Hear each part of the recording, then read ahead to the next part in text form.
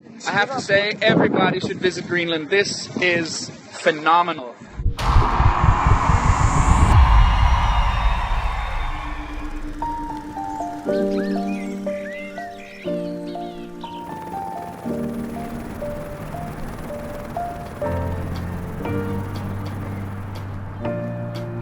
Altså, jeg har set bjerge før, og jeg har set fjorde før, men det her...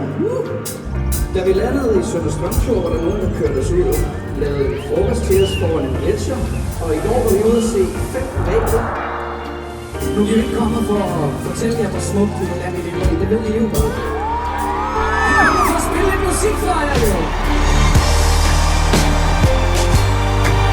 Min afdøde far, min team, som var den mand, der forklarer mig, hvorfor siger man i Grønland i stedet for på Grønland. Så sagde han, det er et land. Det er så. Man siger om Grønland, for det er et land, så der er ferie til dig for.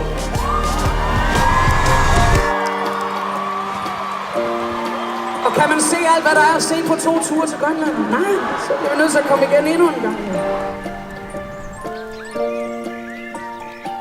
And we'd like to say thank you very much.